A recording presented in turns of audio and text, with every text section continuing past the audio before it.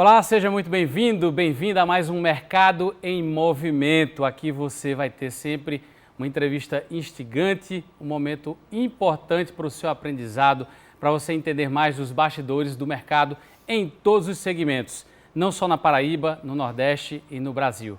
E agora eu tenho o prazer de receber justamente num mês totalmente emblemático para o nosso Nordeste, para o nosso entretenimento, ele que é praticamente uma lenda viva dessa área, Luiz Augusto Nóbrega, 40 anos de história no show business. Se você que é chicleteiro, forrozeiro, que possivelmente conheceu o amor da sua vida em um show por aí em Campina Grande, na Paraíba, Pernambuco, em muitos lugares desse Brasil, talvez você não saiba, mas um dos responsáveis é este rapaz aqui, Luiz. Seja muito bem-vindo. Eu que agradeço o convite, né? Me sinto muito honrado poder participar e passar alguma coisa dessa minha história para todos vocês. Luiz, que é campinense, né, Luiz? Eu digo que eu sou Campina Grandense, porque eu torço pelo 13. Né? Ah, sim, é. Aí não tem como, né? Exatamente. E aí, você em Campina Grande, lá nos idos dos anos 80, começa a se interessar por essa área do entretenimento como? Já tinha alguma coisa de família? Era uma vontade tua? Você descobriu? Como é que o Luiz chega nesse ramo? Nós, com o tempo, nós vamos vendo que não existem regras, né? A vida é realmente uma surpresa. Lógico, todo mundo tem que fazer seu trabalho, Deus dá um dom a cada um. E eu acho que Ele me deu esse dom de me envolver com a música, né? De bons relacionamentos. E naquela época eu fazia administração e fui procurar um patrocinador e bati na porta da São Brás. E aí consegui um patrocínio para uma festa do 13. E essa festa foi maravilhosa e, graças a Deus, foi muito boa, mas assim, ainda não me despertou como seria essa coisa do show business, né? Depois, na minha formatura, todo mundo querendo, lógico que eu vim de uma origem muito humilde, todo mundo sabe da minha história, né? E aí a gente procurando vender canecas, tudo, para fazer aquela festa de formatura. E aí eu fiz outra festa que também foi maravilhosa, né? E aí comecei depois, com o tempo, fui estagiário da São Brás, depois trabalhando na São Brás, tive o prazer de conhecer a Casa da Música em Natal. Até de um cara chamado Jaime Calado, que é um médico de Natal. E aí tinha um show de Elba, mas era uma casa relativamente pequena, né? E depois, na própria São Brás, eu fui para Caruaru e tinha lá o Forrozão. E quando eu vi aquelas duas casas funcionando, Campina não tinha casa de shows, aí eu disse, cara, eu acho que dá certo a gente fazer uma casa em Campina Grande. E fizemos o Forroque, que foi a primeira casa nossa lá em Campina Grande, né? Com o meu amigo João Gregório, Gregório e Pedrozinha, né? Depois daquilo eu terminei vendendo a minha parte e fui fazer uma aventura ali em Porto Velho, querendo, enfim, me meter na indústria, né, e tal. Porto Velho de Rondônia? Rondônia, né? Caramba! Eu saí, depois que eu saí lá do Forroque, né? Resolvi sair. Aí foi quando recebi o convite para fazer o Espásio, né? Com Pedrozinha novamente, Cris Rossman, Lucena e Gutenberg. Já naquele espaço que já é naquele hoje? Espaço que é hoje, é. E para minha satisfação, o Espásio tem 37 anos ininterruptos, eu acho que é uma das casas mais longevas do Brasil. Do Brasil, né? E a gente sente um orgulho muito grande e um amor também que eu tenho pelo Espásio, a gente permanecer com ele até hoje em evidência, né? Você falou um pouco da sua origem humilde e aí queria que você falasse um pouquinho disso. Como foi tua infância, né, lá em Campina, adolescência, como era a vida nesse momento? Na realidade, minha mãe é uma pessoa que nasceu no sítio, né? Mas uma mulher maravilhosa, inclusive, quero parabenizá-la, que ela vai completar agora 90 anos, no dia 21 de julho. E meu pai também era um contador, né? Eu sou filho único de homem, tenho duas irmãs, eu sou arrimo de família até hoje, né? E isso com muito orgulho, né? Minha mãe, que eu amo, que eu adoro, enfim. E aí, naquela época, muito sacrifício, né, para estudar, e eu tinha na minha mente que eu precisava estudar, que estudar era muito importante, e assim fiz, né? Terminei a administração, aí, como eu falei, nessa época, terminando, fui estagiar na São Brás, que muito me orgulha, sou amigo dos donos hoje, né? Isso é uma coisa muito bonita. Um abraço aqui para meus amigos da Sombrar, Ricardo Carlos, Eduardo, Leonel, que são meus amigos pessoais, né? Isso é muito legal. Tive o prazer agora de estar na inauguração da fábrica lá na Bahia, né? E isso muito me orgulha. Então, foi uma luta, né, que eu me orgulho sempre na iniciativa privada, né? Isso também, eu tenho esse prazer porque a gente luta muito, mas também tem uma liberdade muito grande. E depois do Spásio veio a Vila Forró, com muito êxito também, que está aí até hoje, mais de 30 anos. E o Classic Hall em Recife, que hoje é uma referência, que também com 23 anos, né? Além da Luan e alguns eventos que eu também criei, como o Fest Verão Paraíba, com o nosso amigo Messinho, né? Nós tivemos a ideia de criar e está aí até hoje, inclusive para o ano, vai ser completado 20 anos do Fest Verão. A gente vai dar uma passada nesses empreendimentos, nessas festas todas daqui a pouco, mas ainda voltando ali para a década de 80, né? Qual foi o show ou o momento em que você viu que meu ramo é esse, acertei, ganhei meu primeiro dinheiro bacana para dizer assim, é isso que eu quero para a minha vida? Então, foi no Forroc, né? Quando nós, no primeiro ano do Forroc, nós conseguimos pagar o empreendimento no próprio São João. Fizemos 8 festas, inclusive, até contando a história engraçada, né? Eu sou uma pessoa que tenho muita fé em Deus, católico e tenho Deus no coração. E aí nós pagamos uma promessa lá em Campina Grande, saindo do Ponto Sem Réis, quem conhece Campina, até Virgem dos Pobres lá em Lagoa Seca. Porque a gente conseguiu naquele primeiro ano pagar o Forroc, né? Isso foi uma memória uma coisa que eu gosto de me lembrar, porque foi uma parte da minha vida, né? Eu era muito jovem, tinha o quê? 27, 28 anos, na época do Forroc. E depois, quando eu saí do Forroc, foi quando eu fui para Porto Velho e voltei para o Spásio, para fazer o Spásio, que hoje, assim, é o meu grande empreendimento, que eu tenho muito amor, né? E eu sei que eu pulo um pouco as coisas, mas acabei de fazer uma reforma o ano passado no Spásio, de estacionamento, de banheiros, de camarins e tudo. E isso eu sinto assim, um grande prazer de falar disso e vejo que as pessoas conseguem entender o amor que eu tenho por ele e reconhecer isso frequentando o Spásio e curtindo o Spásio, né? Ô Luiz, você falando no Spásio, aí eu fico lembrando, quando eu cheguei, né, para ser estudante de jornalismo em Campina lá em 2002, eu me deparei com uma cultura muito forte de Campina Grande, de gostar de chiclete com banana. E chiclete com banana e Spásio pareciam, né, uma dobradinha, uma coisa só. E no momento eu não entendia, né? Eu nunca tinha visto fora da Bahia né, algo assim, uma ligação tão intrínseca, tão forte. Tanta gente para gostar de Bel e de chiclete como em Campina. E com o tempo eu entendi que isso tinha a ver e tem até hoje com o fato dessa ligação que você, né, criou com o Bel, com o Spásio, com as festas, com a Micarande, né? Como é isso? É uma história muito interessante, né? Porque quando lançaram a Micarande, que foi uma festa pública, né? Eu resolvi fazer um bloco. E o chiclete com banana na época, na Bahia, era muito assim essa coisa do povão, né? E eles só faziam shows ali na Bahia. Aí foi quando eu conheci o chiclete com banana na época, Bel, Vadinho, Rei, a base do chiclete na época, né? E convidei eles para fazer o bloco Spásio. E Bel, pela primeira vez que ele saiu para puxar um bloco sem ser na Bahia, foi o bloco Spásio. E foi um sucesso absoluto. E depois disso foi criado o Carnatal. E eles foram fazer depois o Carnatal, depois o Fortal, depois a Micareta Candango. Naquela época teve a febre das micaretas, né? Inclusive eu fiz a Micaroa, fiz o Maceió Fest lá em Maceió. Quer dizer, é muita história. E tudo isso com os meus amigos, chiclete com banana. E que posteriormente Bel teve a separação com os irmãos, né? E eu continuei a minha amizade com Bel. E estamos aí até hoje. É realmente uma história muito bonita, porque veio lá da base, né?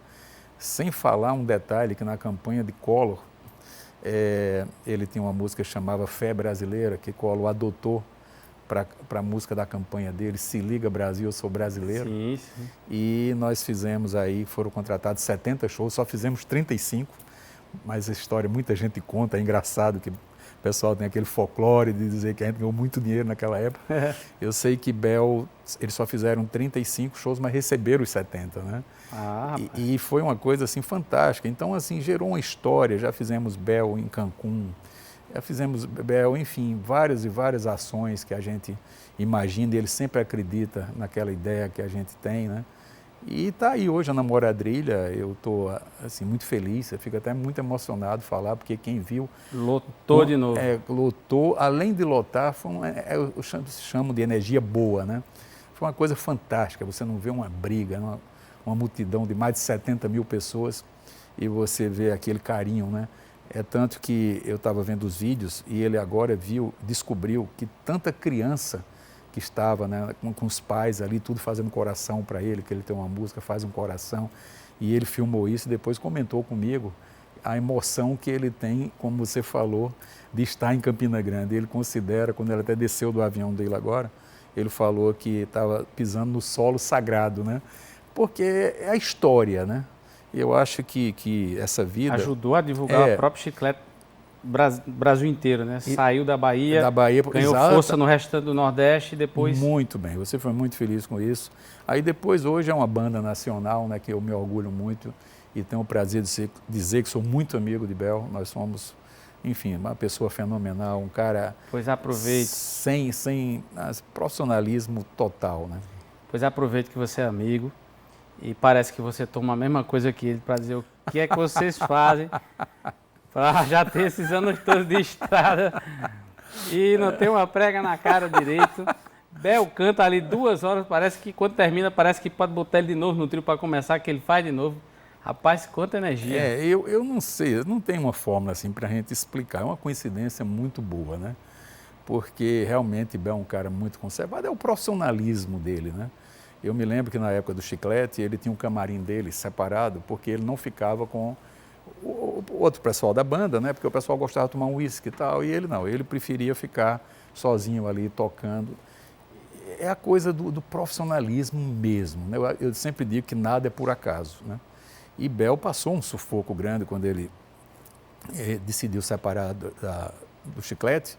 Ele me chamou lá em Salvador, pediu o meu apoio. Quando nós fizemos aqui o Fest Verão, já ia separado, nós trouxemos ele para cá, que foi uma época que ele estava precisando desse apoio, porque quando você vai para a carreira solo, todos os artistas que saem numa banda, eles voltam um pouco menor, porque tem aquela característica Chiclete. É quando sai, mas depois, quando esse artista, que sempre tem um potencial muito grande, ele volta e volta a crescer, que é o caso dele hoje, de Marcelo Falcão, da própria Ivete, que foi da banda Eva, e tantos outros que depois foram para a carreira solo, né?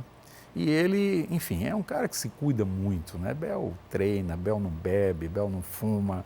Então, eu acho que o segredo é esse aí, né? Eu já bebo um pouquinho, fumar eu não fumo, mas assim, também tento me exercitar um pouco, se a alimentação boa, se dormir bem, fazer o bem, né?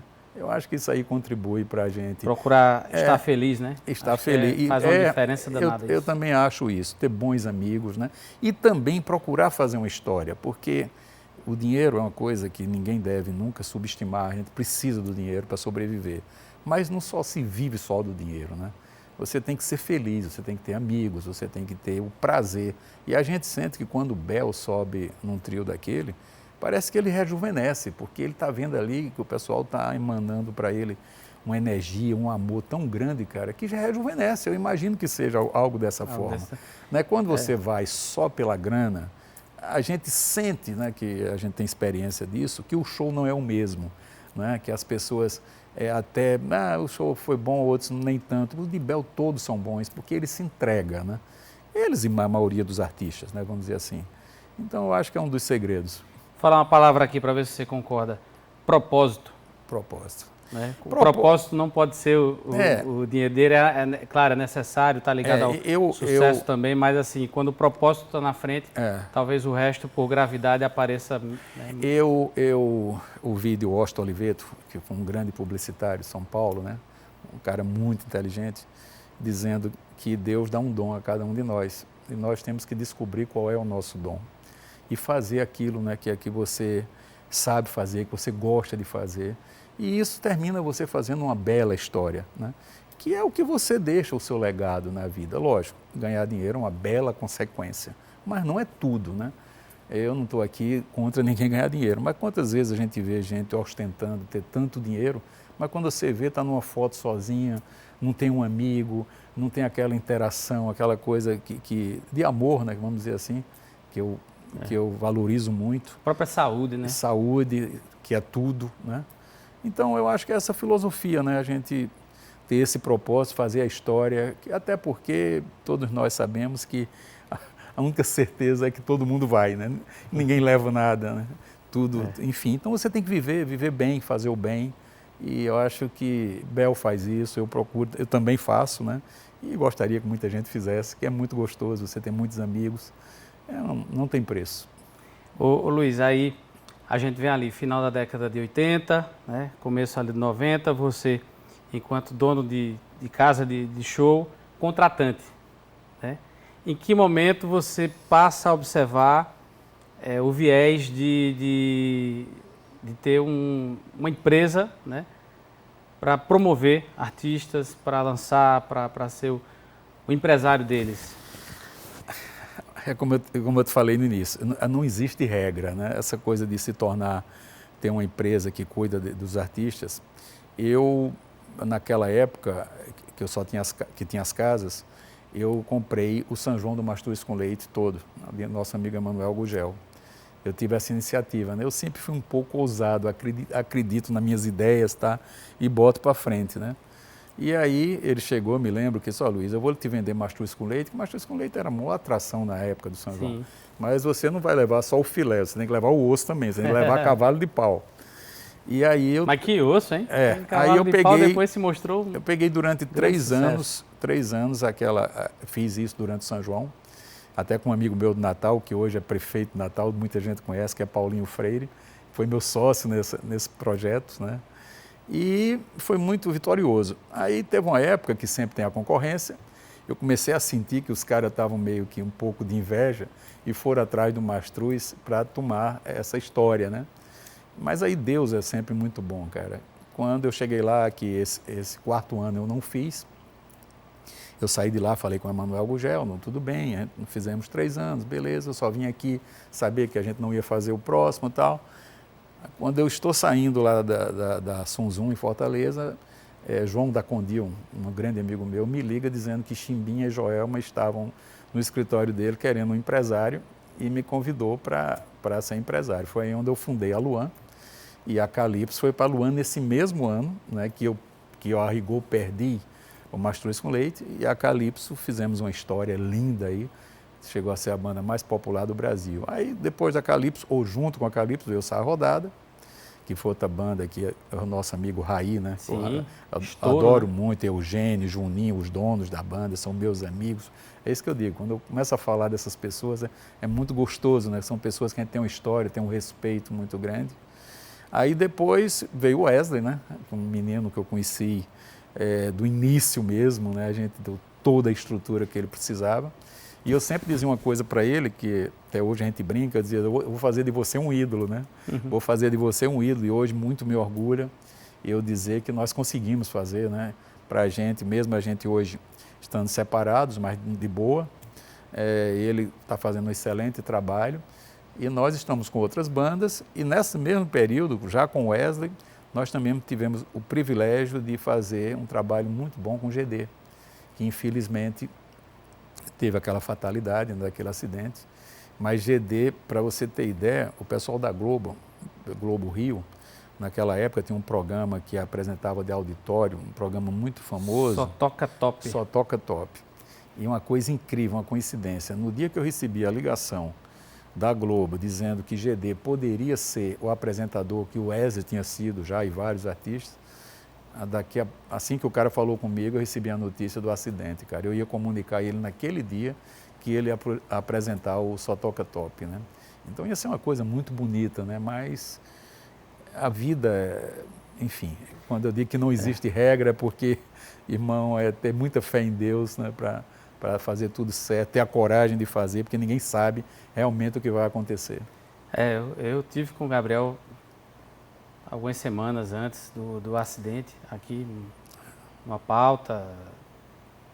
Encontrei ele no Bessa, ele era sócio de uma barbearia também ali no Bessa, estava com o pessoal conversando, falando em rede social, pedindo para seguir. É um menino incrível. Um amigo incrível, dele incrível, lá, incrível. ele estava lá batendo um papo, aí você Incrível.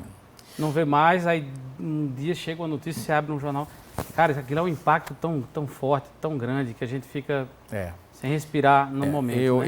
Como foi essa aproximação com ele? Assim, foi através de Wesley? Não, na realidade... Porque ele já tinha amizade com Wesley, não é isso? Não, nós temos um amigo lá em comum em Recife, Daniel, que já trabalhava com o GD. Mas assim, no início, cachê de R$3.000, aquela coisa. E o Wesley também tem um olho clínico, né? Ele sabe que ele é artista também. Aí, conversando com a gente, olha, Gabriel é muito bom, então vamos trazê-lo aqui para a Luan. Então, os sócios, inclusive de Gabriel na época, era o Daniel, o Renan, que é meu filho, e o Wesley, né? E Gabriel era a turma, os sócios da banda, né? Agora, a Luan era quem representava para o mercado o artista, né? E realmente é uma coisa assim que quando a gente fala agora, eu fico um pouco triste, porque foi muito forte aquilo, né? Você, no acidente, ele vinha para Maceió, né? Para encontrar com a noiva, a namorada, ela estava... E aconteceu aquilo, e eu imagino, eu vi o sofrimento dos pais, foi uma coisa que até hoje, quando a gente se lembra, tem um pouco não, tristeza, né? Porque não é fácil, né? Um sonho, né? Um menino com 28 anos, imagino o que tinha pela frente. E acredito que a sua impressão é a mesma que a minha, porque não é porque ele se foi, é porque é verdade, que se estivesse por aqui, seria um desses grandes, como Sim. ele já era grande, era clipe no Fantástico, ia apresentar programa na Globo, sucesso de público, de crítica, um cara extremamente alto astral, né, que onde ele chegava, ele tinha uma luz diferente, ele abria portas, né, então é o típico artista, né, nato, puro, com carisma diferenciado. Né? Você falando isso aí, descreve 100% o que todo mundo tem a imagem dele, né? Um cara fantástico, bom filho, bom amigo, um cara praticamente, vamos dizer assim, sem defeito, né? Um cara fantástico, uma energia muito boa, irreverente, brincalhão, tinha um estilo próprio, saudade muito grande de GD. Me diga uma coisa, eu acho que GD não trouxe nenhum perrengue para você, mas que tipo de perrengue você já passou? Problema com artista? É claro que a gente não vai aqui falar o nome, mas aquilo de você dizer assim, cara, que você coça a cabeça e faz, meu Deus, como é que eu vou resolver essa história agora com esse cidadão? Que tipo de bronca costuma dar? Ou no passado, talvez alguma característica que acontecia muito assim de dar problema? Não, assim, com os artistas da Luan, não sei bem se é a pergunta, mas na realidade a gente sempre teve um relacionamento muito transparente, que eu acho que quando você tem um problema você não pode fugir dele, você tem que enfrentar, seja qual for. É lógico que a carreira de todo mundo, seja em qualquer situação, você sempre vai ter problema para administrar. Mas a gente sempre fez uma coisa tão aberta, conversa tanto em tudo, que quando chega uns possíveis problemas, seja lá de que ordem for, a gente nunca tive assim nada muito forte de ser angustiante ou de virar uma inimizade, não. Sempre foi tudo resolvido da melhor forma, graças a Deus. Chegou a discutir já com algum artista? Não. Para você ter ideia, Zezé, grande amigo meu, né? A gente já teve algumas discussões, mas, por exemplo, eu coloco o Zezé em Campina Grande num show no sábado, aí chegam alguns amigos que a gente chama de babões, aí, aliás, na sexta, aí diz, Zezé, por que Luiz Augusto não colocou você no sábado? A sexta não é tão bom, porque deu um público menor. Aí Zezé fica com raiva da gente porque o cara foi falar isso. Mas depois ele vai entender que é uma questão de logística. No sábado ele tinha um show não sei aonde. E tudo isso a gente supera, né? E teve já esses problemas de próprio Zezé em Recife, na época de Jorge Mateus começando. Aí ele queria tocar a primeira e colocar o Jorge Mateus, aí ele também ficou um pouco chateado. Mas assim, essas coisas que ele sabe que a gente nunca agiu para prejudicar ninguém, né? É tanto que continua a amizade até hoje. Meu amigo Bel também, em Maceió, uma vez, ele achou que ele devia ser o primeiro e foi o segundo. Aí chegou para mim e disse, pô, você não devia ter feito isso comigo, eu estou me sentindo menosprezado, não sei o quê. Aí eu cheguei, você sabe que eu nunca ia menosprezar você. Aí de boa, aí somos grandes amigos. Então, assim, não teve assim nada... Até pelo comportamento da gente, né? Eu tenho uma filosofia que eu digo que todo mundo sabe da vida de todo mundo, né? Muita gente quer se vender uma coisa e às vezes não é, e não adianta. Por isso que às vezes até prefiro ficar um pouco na minha, né? Assim, de não aparecer muito, a questão do Instagram, essas coisas todas. Eu gosto de trabalhar muito, mas porque quando você se expõe, né? Vem muitos problemas, vamos dizer assim. E aí você ficando mais quieta, melhor, trabalhando, entendeu? Ele perguntou sobre o problema e agora sobre a parte boa da alegria. Lembra aí uma farra boa com um artista aí, um amigo, aquelas inesquecíveis que você diz assim, não, rapaz, esse dia foi... Olha, Zezé, que quando eu conheci, ele não fazia tanto sucesso aqui no Nordeste. O ex-empresário dele, que era o pai dos KLB, né? Franco, o nome dele, até faleceu. E eu disse, rapaz, vamos fazer show com o Zezé lá, mas deu uma condição de a gente fazer... O Brasil é um país continente, né? E o Nordeste, tudo é muito mais caro para vir para cá. Passagem aérea, caminhão, tudo isso encarece muito os custos das bandas que são lá do Sudeste, né? E aí ele deu essa condição e nós conseguimos fazer um trabalho com o Zezé durante 18 anos, que a gente fazia 35, 36 shows por ano. Por ano, cara. E hoje a gente se tornou muito amigo também, né? Como eu sou amigo de Bel. E Zezé me convidava sempre para uma pescaria. E a gente aqui no Nordeste... Lá em Goiás? Então, a gente aqui no Nordeste não é acostumado a pescar, né? E lá é no Rio Paraguai, é ali em Corumbá, na divisa Brasil, é por ali, Brasil e Paraguai. E você sobe o Rio Paraguai 300 quilômetros, cara, sem pegar celular, nada. Para mim, foi um presente que Deus me deu, foi uma das melhores experiências que eu tive, porque Zezé reunia amigos do Brasil inteiro, ia para essa pescaria, e lá era tocar, era pescar, era uma coisa que você fica isolado do mundo. E para mim foi uma grande experiência, foi uma grande farra no bom sentido, né? Fiz muitos amigos lá, muita gente. Porque Zezé também é um cara, né, de Goiás, ali daquela região. E mas pegou peixe também? Peguei. Inclusive tem uma história muito engraçada, que o ex-empresário dele sabia que eu não tinha esse hábito de pegar peixe, eu peguei um peixe com 10 quilos. E quando eu entro no barco, ele olha para mim e faz, você comprou esse peixe onde?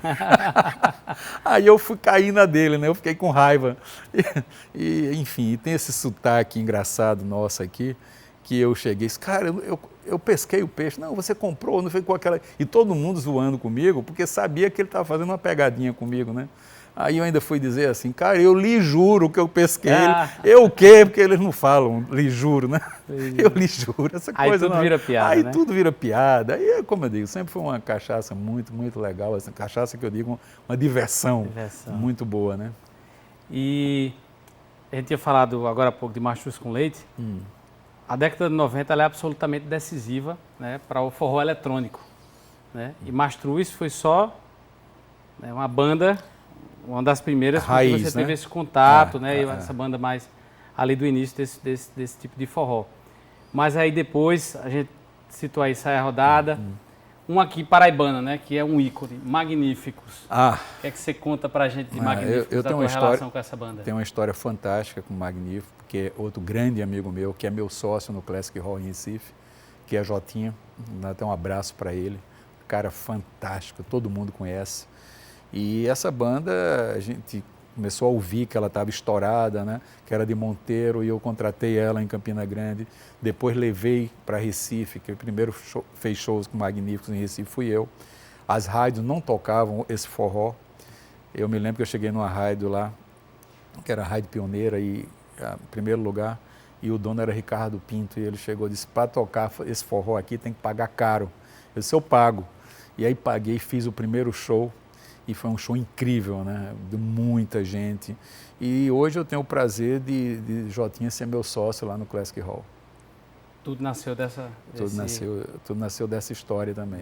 Desse momento. É muito, muito, muito interessante a gente falar disso. Hoje, aí, a Luan. Luan é quase L de Luiz, aí...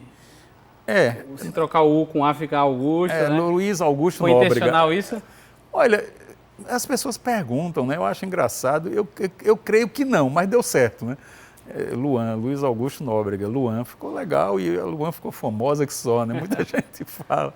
Né? Fizemos um trabalho aí maravilhoso já nesse Brasil, muitos artistas, e continuamos fazendo, né? Hoje, a a carteira da Luan tem quem? Hoje nós temos Mano Walter, nós temos Lucas. Que começou já com vocês, é isso? Não. Ele tá com veio vocês depois. do início, não? Do início não, veio depois. Lucas Aboiador, que é um menino de 18 anos, que a gente está apostando muito nele. Lipe Lucena, que vai estar na Vila no dia de Bruno e Marrone, enfim, e menos é mais. Geraldinho Lins.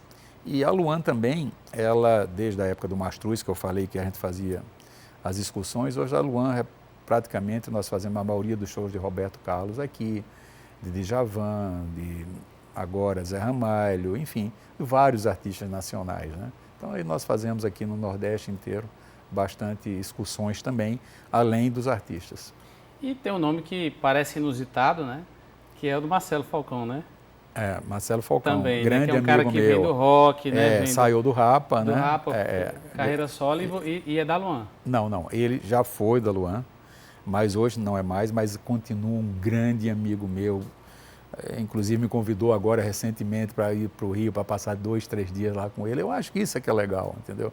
A gente saber que está junto ali fazendo um trabalho, mas no momento que você acha que deve seguir um caminho, a gente entender isso de uma forma muito positiva e continuar uma amizade. E isso tem sido feito, é muito bom. Ô Luiz, 2020, março, estoura a pandemia. A gente trabalhando aqui, fazendo reportagem, cobertura, e a gente viu que o ramo do entretenimento foi, do ponto de vista econômico, né, já que a pandemia mexeu com a vida de todo mundo de alguma forma, mas na área econômica foi uma das mais afetadas, se não a mais afetada, porque simplesmente não tinha condição de fazer nada. Você não podia juntar 3 pessoas num lugar, né? Isso é de uma casa de shows a uma casa de recepção, um aniversário, um casamento, né? Como foi esse momento para vocês? Realmente foi um momento muito difícil, né? Até porque eu, quando comecei, eu construí o Espaço, a Vila e o Classic, são 3 casas privadas, né? O pessoal do meu segmento, a maioria não fez as casas como eu, que sou do segmento, fiz, né? E eu tinha muitos funcionários e tudo parado.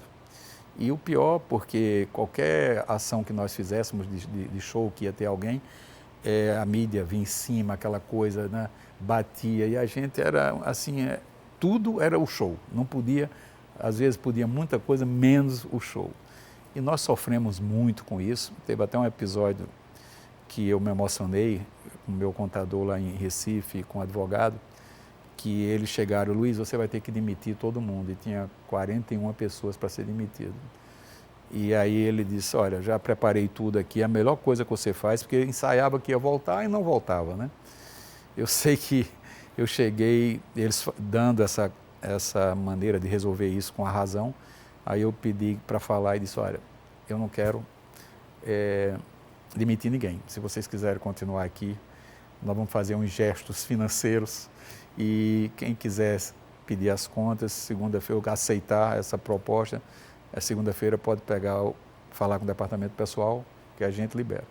Mas quem quiser ficar, e aí eu fiz uma oferta, e quando foi na segunda-feira que eu perguntei a Anabel, que é a pessoa que cuida do social lá, né, departamento pessoal, ela disse: ninguém pediu para sair.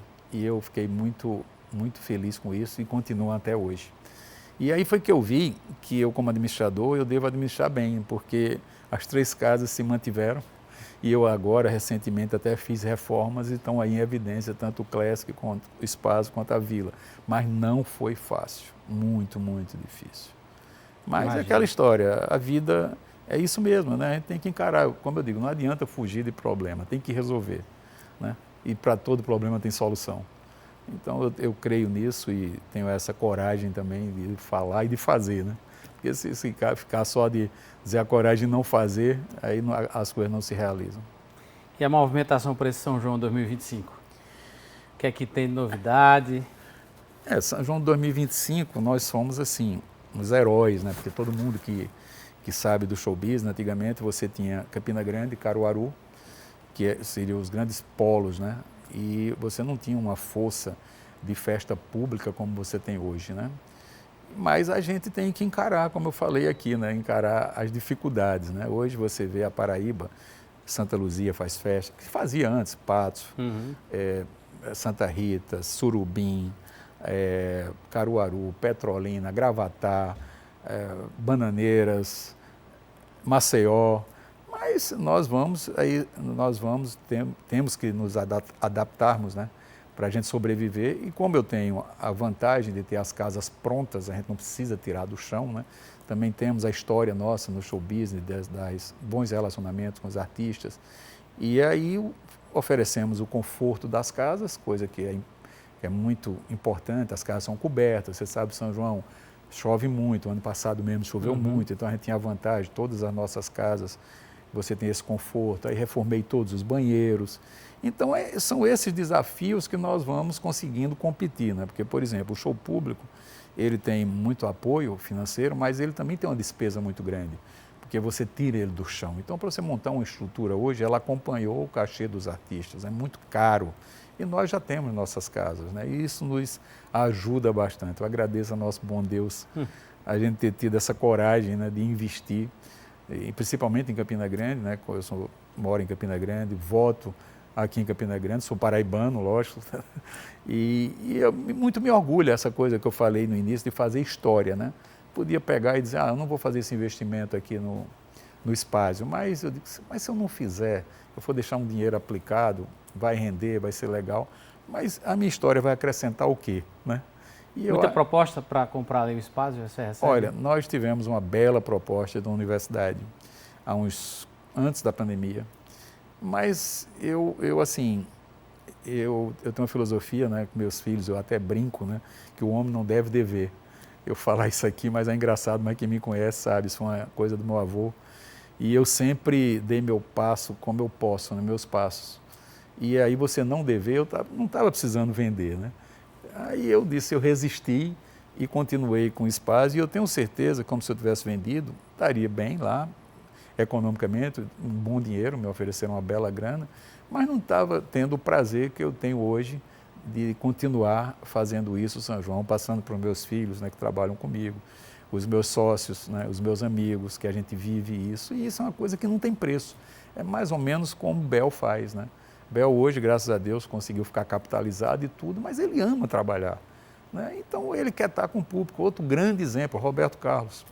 Roberto Carlos tem 84 anos. O Roberto Carlos podia dizer, eu não quero mais fazer show, ele tem 2 bilhões de patrimônio na conta, mas ele ama o que ele faz. Propósito, né? É propósito, é aquilo que eu falei, o dom que a pessoa dá e você está ali com o público dele. Outro, Ney Mato Grosso, eu estava agora, fiz uma viagem, passei em Portugal, e quando eu vejo todo o material de divulgação dos shows de Roberto e de Ney, esgotados no 3º, 4º dia. 2 caras com mais de 80 anos na Europa, e você ter o prazer de ver 2 brasileiros, uma história tão bonita, né? E ir lá fazendo esses shows. Eu acho que isso é que me estimula fazendo o meu segmento, o que eu faço, entendeu? Como eles fazem do dele, não simplesmente tudo por dinheiro, que eu também não recrimino quem quiser fazer, mas eu acho que a história, ela tem uma força, tem um poder e é muito bonita, sabe? Eu vou falar daqui a pouco dessa tua ligação com o Roberto Carlos, só para esgotar esse tema anterior aqui da festa pública, concorrência com a festa privada, né? Então, digamos, hoje a gente tem acesso aí, até por conta da transparência e tudo, dos cachês, o valor dos cachês dos artistas. Então, você pega um artista aí de nome nacional, vem tocar aqui no São João de Campina, aí tem cachê, digamos, seja de R$1 milhão, 800 mil, né? Esse mesmo artista, se ele vai para o Espaço, o valor que ele tenta cobrar numa época como essa é o mesmo ou acaba sendo mais baixo? Como é essa relação? Olha, e como é que se paga? Essa é uma pergunta muito complexa, né? No caso de Bel, né, eu consigo fazer as festas privadas num valor um pouco menor, tá? E outros artistas, o próprio Roberto também. Quando a festa é pública, eles sabem, né, que está se apresentando lá para o povo de graça, então tem um poder de incentivo, de um dinheiro, de um patrocínio, de uma caixa, enfim, de algum dinheiro que venha do poder público, então os cachês realmente subiram. para a gente comparar com o privado, a conta não fecha se for nesses valores. Mas, graças a Deus, nós temos um relacionamento muito bom e conseguimos fechar uns cachês mais em conta. Mas tem artista que tem segurar? Artista que tenta segurar e a gente não faz, né?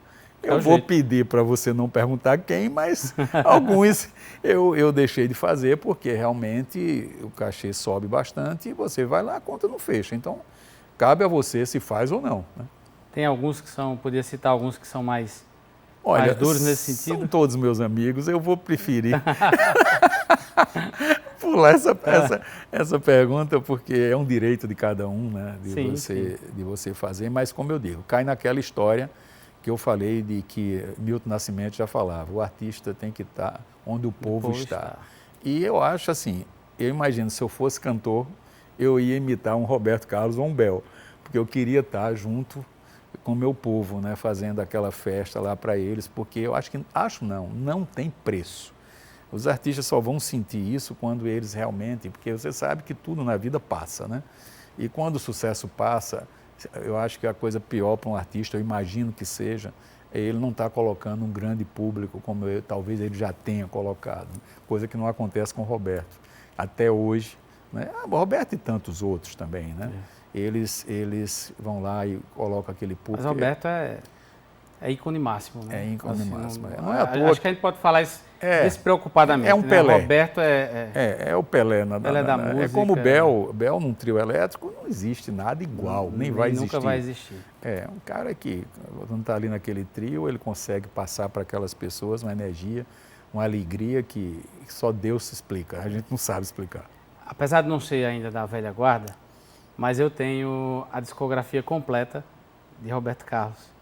Em MP3, tenho Roberto Carlos narrando Pedro e o Lobo, algumas raridades que eu vou conseguindo, né? E gosto muito, muito. Tem dias que você quer escutar Roberto Carlos, né?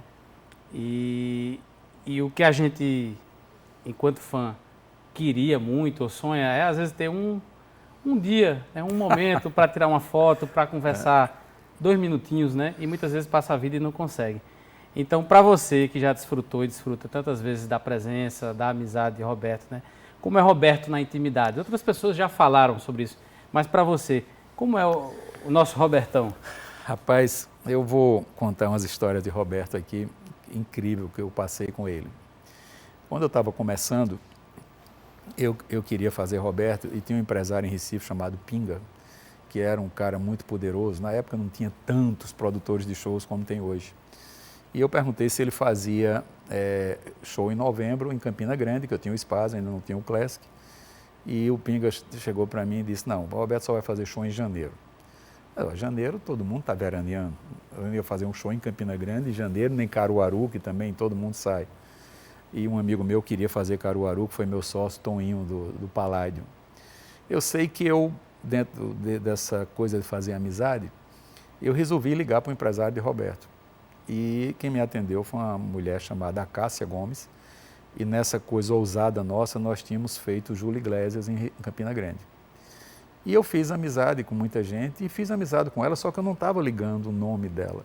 Quando ela me atendeu, Luiz Augusto, aqui é a Cássia, eu estive aí com você em Júlio Iglesias, eu estou atendendo agora como empresária de Roberto. Aí que bom, né? Aí eu perguntei, Roberto faz show em novembro? Ela disse, faz. Pinga disse que não fazia. Né? Aí meu ex-sócio, Zito Buarque, um cara que eu amava, amo muito, né? Luiz, então vamos fazer Maceió, Caruaru, Campina Grande e Natal, que era um roteiro, né? Para você ter a logística.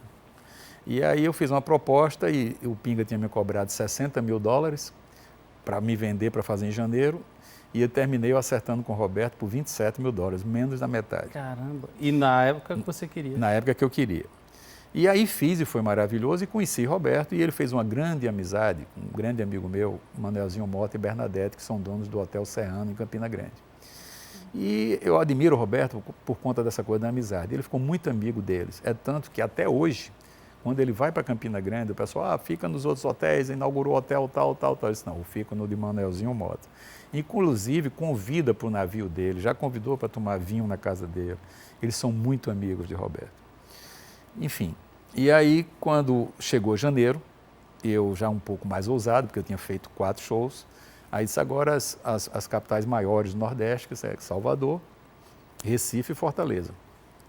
E o cara do som, meu amigo que fez esse som, foi no escritório de Pinga. E Pinga estava muito chateado comigo porque eu consegui fazer em novembro, entendeu? A história.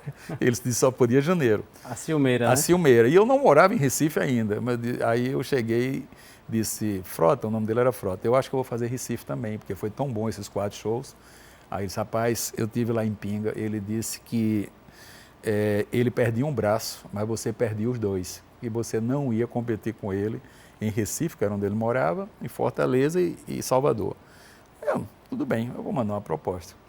Aí mandei uma proposta para a Cássia, falei com ela por telefone, $30 mil. Não, Luiz, melhore, que essas capitais são maiores e tal. Aí eu, tá bom, $35 mil. Pinga mandou $50 mil. Eita. Roberto Carlos pegou as 2 propostas, olhou, chegou para ela e falou, que ela me falou e depois eu falei isso com ele. Tá na cara que Pinga quer levar vantagem, quer tirar Luiz Augusto por conta disso aqui, né? Mas eu vou fazer com o Luiz. E fez comigo, cara. Caramba.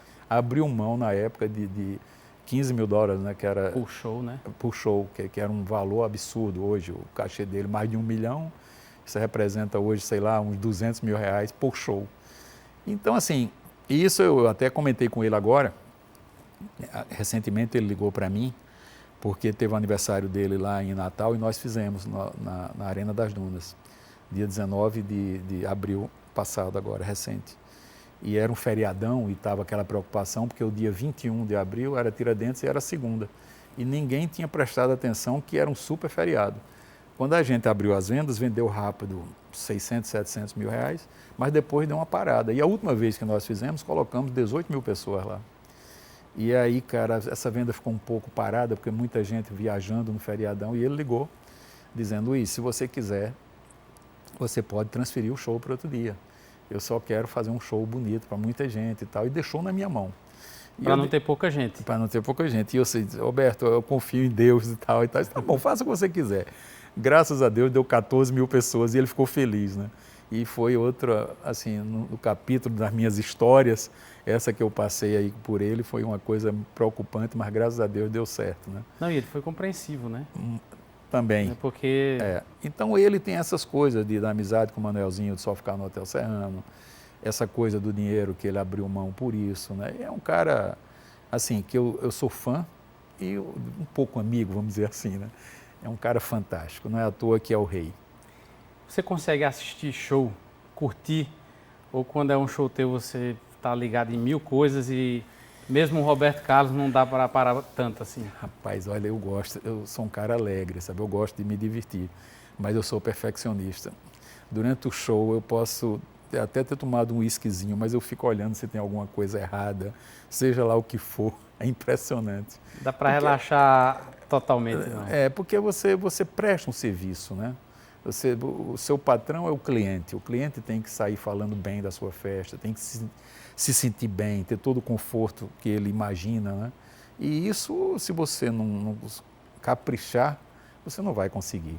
Se você chegar numa festa e for se entregar de uma maneira de brincar e tudo, você talvez até nem veja os problemas. E parece que o dono vê. Lógico que eu tenho uma bela equipe, mas como eu comecei fazendo produção, né, vim lá de baixo mesmo, então a gente sente tudo o que vai acontecer e durante esses 40 anos tem muitas histórias engraçadas de contratempos, né, que a gente passa no showbiz, que a gente diz, são todos iguais, mas sempre tem um probleminha diferente, né? É uma coisa impressionante, né? Tem muito artista que te procura para a Luan, para ser lançado pela Luan? Muitos. Pela influência que Luiz Augusto tem, se ele me abraçar vai dar certo minha carreira e tal. Então, o assédio é grande? O assédio é grande, e não só o meu escritório, como todos os escritórios, né? Agora, não existe regra para o sucesso, né? Não existe. Se existisse, não tinha graça, todo mundo ia saber como fazer, né? Eu acho que Deus toca cada pessoa, faz com que ele lance uma música, 2, 3 de sucesso, aí a pessoa vai. Lógico que tem as regras para você orientar a carreira do artista. Quando né? É que você diz assim, bota o olho e diz assim, esse aqui eu vou apostar? Olha, na realidade, a gente sente o potencial de algumas pessoas, né? Mas mesmo assim é uma coisa muito complexa, né? Eu falava muito para o Wesley, né, que o Wesley é um cara muito disciplinado. com relação ao Roberto. O Roberto nunca atrasa um show. Todo show que ele vai, ele leva o camarim dele e 5 horas da tarde ele chega, mesmo que o show seja 10 da noite. Então ele nunca atrasa. Você vê como o cara é perfeito. O Wesley também é um cara que não é à toa que está onde está também, porque é um cara que vê essa coisa de horário e tudo. Então isso faz parte do profissionalismo, né? Ele tem uma mente empresarial também, né? O cara saber que está fazendo uma entrega boa e tudo, porque se não fizer, não vai a canto nenhum. Eu conheço muitos artistas, que não vou citar o nome, que o sucesso às vezes sobe a cabeça e acha que já são, que tudo eles podem fazer, que não é assim, e depois atrasa show tudo e começa a cair a carreira deles e eles depois não entendem por quê. Porque todo mundo merece respeito, né? O público merece respeito, paga o ingresso para ver um grande show. E a concorrência é grande. E a concorrência é grande. Aí você chega ali, faz um show muito curto, faz um show sem empolgar, por isso que eu volto a falar, né, desses grandes artistas, né, que prezam por isso. Um Djavan esse ano, 2025, não vai fazer show. Ele está preparando os 50 anos dele para 2026. Eu não tenho dúvida como em 2026, onde ele for, os ingressos vão esgotar na hora que ele abrir as vendas. Quer dizer, eu acho que é uma carreira planejada desse jeito, entendeu? Então, mas assim, fica a critério de cada escritório, de cada artista. A gente tem que respeitar, não se mete, né?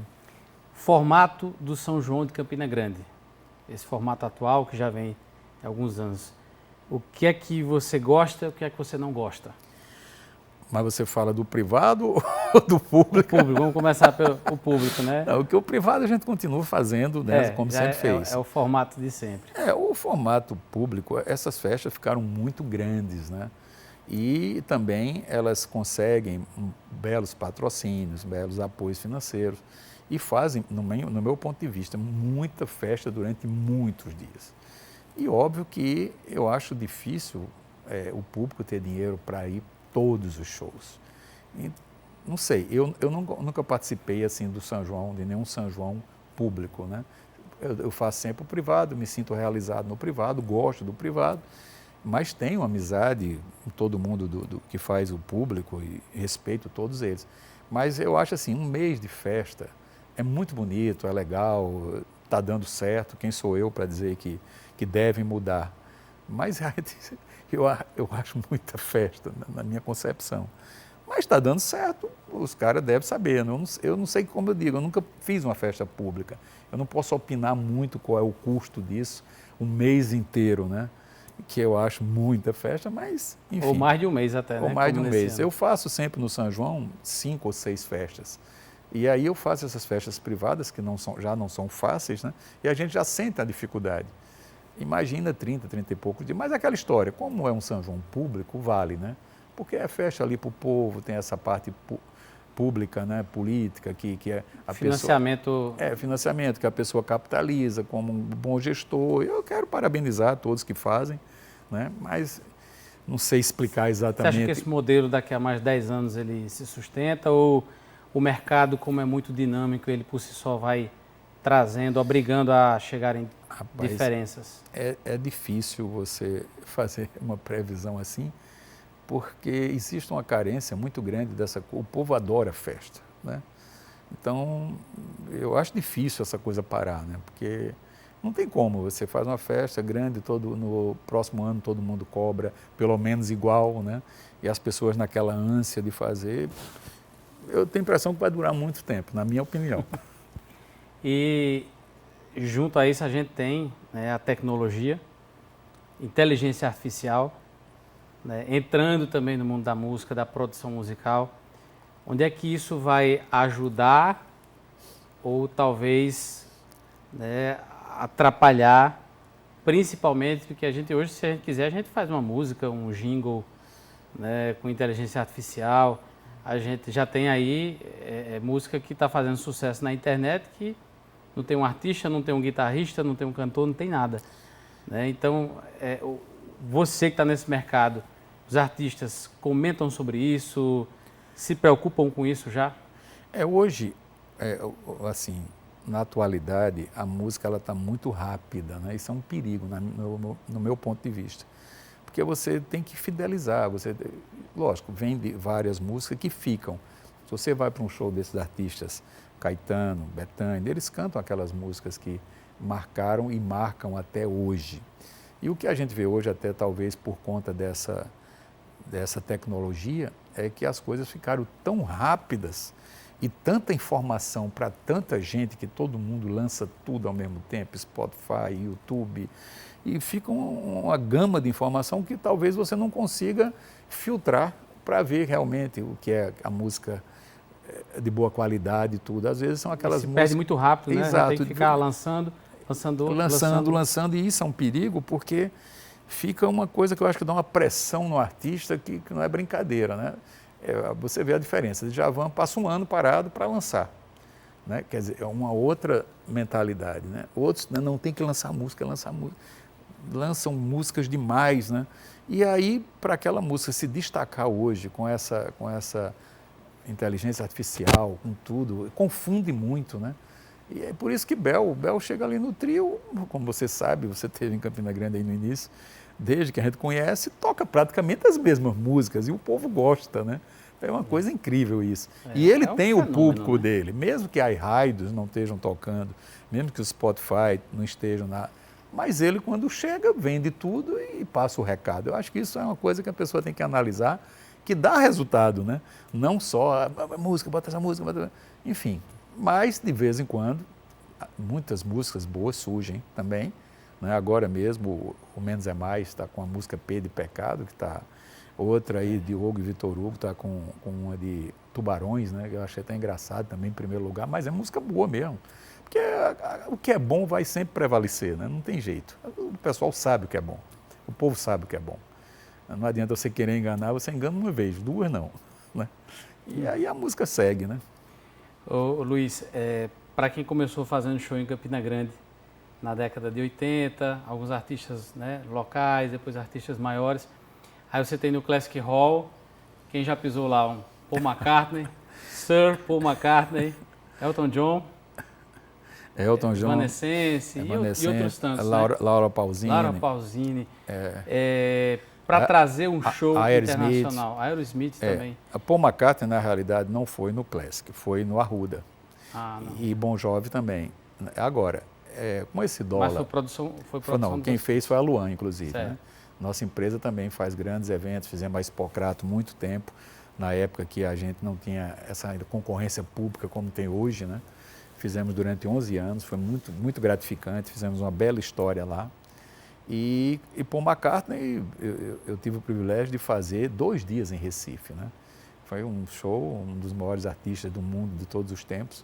Mas naquela época o dólar estava 1,75, foi em abril de 2012. Aí era outra coisa. Hoje o dólar está quase 6, então o cachê de Paul McCartney é 5 milhões de dólares. Naquela época não chegava a 10 milhões de reais. Dá quase 30 milhões de reais. Hoje dá quase 30 milhões. E nosso dinheiro não acompanhou a velocidade do dólar, né? Quer dizer, a diferença, né? Então hoje para você fazer se faz, mas a conta é muito apertada. Difícil. Não só para Paul, como para qualquer outro show internacional, né? Agora, como esse país maravilhoso, continente, você tem São Paulo, a terra do dinheiro.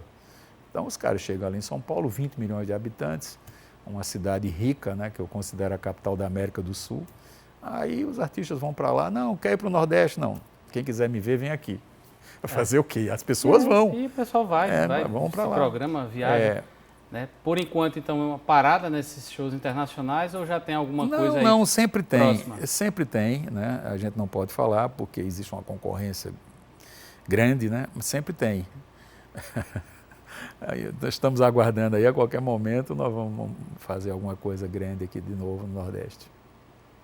Rapaz, diga pelo menos assim, porque eu estou dizendo porque eu tenho muitos amigos, eu também me interesso, que quando a gente pode, aí dá aquela carreirinha lá para o Recife, né, para poder acompanhar quando é lá, e até gente que já foi daqui para o Morumbi, né, para ver show fora também. E se você puder dizer pelo menos assim, que tipo, estilo, não, se é mais pop, se é mais rock, se é uma banda mais das antigas. Todos esses estão no radar, né? Linkin Park e tal. Agora, era história, quando eles vêm para São Paulo, a prioridade sempre é Sudeste, né? São Paulo, Rio, a grande dificuldade é essa. Lá você tem o Allianz, que faz ali show, agora mesmo Paralamas esgotou o Allianz, né?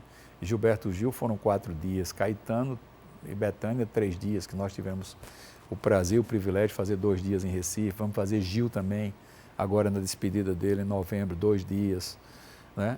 E os shows internacionais sempre nos oferecem, as pessoas oferecem, né, os escritórios lá de fora, mas quando chega naquela coisa do dólar e para fazer em São Paulo, aqui para o Nordeste tudo é mais caro, é um pouco mais complicado. Mas nós fizemos recentemente a RA, foi pela 3ª vez, foi fantástico também, né? Enfim, tem algumas coisas aí, mas como eu falei, eu não gosto de citar porque às vezes a gente fala e depois vai ser cobrado e se não vier vai dizer, você prometeu, mas vem boas surpresas. Luiz, para a gente já ir terminando, do altamente internacional para o puro suco de Campina Grande agora. Que eu sei que você é um apaixonado pelo 13, você já falou lá no início, eu já sabia também antes, né? Tem um envolvimento das antigas também, nós fomos né? diretores do 13 ali naquela época de 2005, 2006, 2007. Fomos bicampeão paraibano, 5º lugar da Copa do Brasil, fizemos um bom trabalho naquela época. E agora a gente chega no centenário, numa situação bem diferente, né? Estou sabendo que está um pouco complicado. O que é que Luiz pretende fazer com 13? Dá uma vontadezinha, mesmo morando lá no Recife, mas o coração aperta um pouquinho para... o coração aperta. Ligar para o amigo e dizer, rapaz, o que é que a gente pode fazer aí? É um pouco complicado justamente isso. Na época que eu me envolvi, eu morava em Campina Grande e lá atrás, né, eu fui presidente da torcida organizada do 13, que era a Guga, né? Você tem ideia, uma torcida organizada, eu até criei essa torcida, foi uma coisa engraçada, né? Parece que o show business já estava em mim, por conta até dessa... E o Campinense também tinha a torcida organizada do Campinense, enfim. E foi um tempo muito bom, uma disputa muito saudável, aquela coisa gostosa da rivalidade 13 Campinense. Mas agora morando em Recife, né, o Classic consome muito o nosso tempo e a Luan também. Então, assim, eu fico triste por não ter tempo de me envolver mais com 13 e não estar morando em Campina Grande. É aquela coisa do foco, né? Como é que você vai dar conta de uma coisa se você não está vivendo ela, respirando ela? Se alguém chegasse assim, ó, vamos formar um grupo para fazer a SAF do 13. Aí era outra Tem história. coragem? Aí é outra história, né? Tem coragem? Olha, eu sempre digo, para todo problema tem solução. Vão arranjar uma solução, vão arranjar solução para o 13. A esperança. E eu sempre ajudei o 13, né? Meus pais, meus avós, meus filhos, todos 13 anos, né? Isso é uma coisa muito legal, uma tradição muito grande. A gente não consegue até torcer por outro time, mas tem uma simpatia, eu gosto do bom futebol, né? Assisti algumas finais da Champions League lá no Moscou, Portugal, Kiev. É muito bonito você ver aquelas finais, mas assim, se envolver de gostar mesmo é o 13. 13. Qual foi a última vez que você foi lá ver um Maiorais, por exemplo? Faz tempo? Não, faz tempo. Mas morando em Recife, né, aí fica um pouco mais difícil. Mas é isso. Vamos torcer aí para o futebol paraibano de uma maneira geral, né? Dar uma guinada. Eu acho que há potencial para isso. O crescimento econômico, né, do Nordeste pode ajudar também, né? Então acho que está na hora de colocar Paraíba no mapa do futebol de uma maneira mais forte, de uma vez por todas. É verdade. Isso passa por muita gestão, né? Gestão, profissionalização. Gestão, foco. Talvez SAF, Botafogo já está com a SAF. Talvez chegue no 13 Campinense e a gente vai... Quando eu falo das casas de gestão, é exatamente isso, né? Você ter casas com esse tempo já de história, né? Não é fácil, é porque a gente respira isso, a gente vive isso, a gente gosta, a gente ama o que a gente faz, né? E eu acho que qualquer segmento tem que ter essa coisa da paixão também, né? Porque eu acho que é o que move montanhas, vamos dizer assim, né? Você gostar do que você faz. E isso é uma coisa que não tem preço.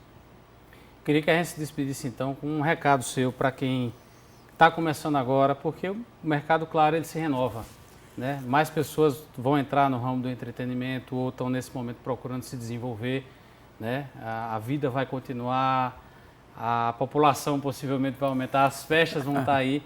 E quem está nesse mundo ou pretende entrar do entretenimento, quais são, se você pudesse dizer 2 ou 3 ingredientes que aumentam a chance de fazer sucesso, o que seria? Olha, nós temos que acompanhar, como você falou, da inteligência artificial, toda assim, como é que renovação do mundo, né? Porque o mundo está sempre numa atualização impressionante, né? Então, antigamente não tinha todas essas ferramentas. Fica muito complicado hoje você dar um conselho com base naquilo que você começou, porque hoje é outra realidade, né? Você vê, quando eu comecei, o pop rock mandava no mercado e o MPB. Depois veio o sertanejo, depois veio o samba, depois veio o forró agora está vindo o trap, né? Que os meninos, Matuê, Felipe Ret, coisas que a gente naquela época desconhecia. Então, assim, eu acho que você tem que, quem está começando agora, está com esse radar ligado para ver o que está acontecendo, se atualizar o máximo que puder, porque a concorrência sempre vai existir, você não tem que ter medo, tem que enfrentar e ser criativo, né? Você tem que ousar. Nem tudo que você vai fazer vai ter êxito, né? Mas se você acertar pelo menos 70%, está ótimo. É bom. Não é bom? Eu acho que o conselho é esse, né? Porque você não pode chegar, como às vezes eu vejo muita gente falando, parece que tem a fórmula do sucesso. Eu quero saber qual é essa fórmula. Porque, né? Às vezes o cara escuta, o cara chegou aqui porque ele sabe fazer isso, mas sim, vem cá, se eu for fazer, eu vou chegar, ele sabe que não vai. Aquilo que aquela pessoa está falando é uma coisa muito complexa, né? Então, é se atualizar, né? Ter a coragem de arriscar. Eu vi o Paulo Lemann da Ambev também falar isso, né? Eu sempre procuro pescar algumas frases, algumas ideias dessas pessoas que foram bem-sucedidas, que eu acho que isso daí conta muito. Desde pequeno que eu sempre chegava perto de pessoas bem-sucedidas para aprender um pouco, porque já viveram o que eu ia viver, né? O que eu vim viver depois, né? Eu acho que isso conta muito, né? Você se espelhar nessas pessoas bem-sucedidas. E ele dizia que o empresário ele tem que correr risco, né? Mas tem gente que tem medo, e a gente entende. E tem gente que tem coragem. Aí por aí vai. Aí você não... Quem é que tem coragem? Quem é que tem medo? Você não sabe como é que vai dosar ser. Isso. Então não tem uma regra para você que vá servir para todo mundo, né? Mas é gostar de trabalhar, né? Eu gosto muito, eu vibro muito assim, essa coisa do amor, né? Que eu sempre digo. Você tem que amar o que você faz, senão você não vai ser feliz, você não vai se sentir bem. Você fazer uma coisa que você não está gostando só pelo dinheiro, que é importante, mas não é tudo, né? Eu acho que tem que conciliar o que você gosta com o dinheiro. Meu irmão, muito obrigado. Eu que agradeço. Por essa conversa inspiradora. Tenho certeza que tem muita gente que estava muito afim de curtir um papo como esse, que tira vários aprendizados, além de curtir muita história bacana. Eu espero ter contribuído de alguma forma, né? Porque é uma história que às vezes meus filhos falam tudo, né? Eu digo até que vou escrever um livro, e esse livro tem um nome, já está na minha cabeça faz tempo, mas eu ainda não escrevi, que é HRH, Honestidade, Raça e Humildade. E eu espero, se Deus quiser, escrever esse livro para ter uma história ainda mais bacana, vamos dizer assim. Entendeu? E que venham mais 40 anos aí para frente, porque tem muita história para contar. Amém. Ainda, se Deus quiser. Obrigado. Obrigado, Luiz. E é isso, ó, Mercado em Movimento, aqui nesse cenário diferenciado que a gente montou aqui, bem intimista, para trazer boas histórias sempre para você. O mercado está sempre em movimento e a gente também. Até a próxima.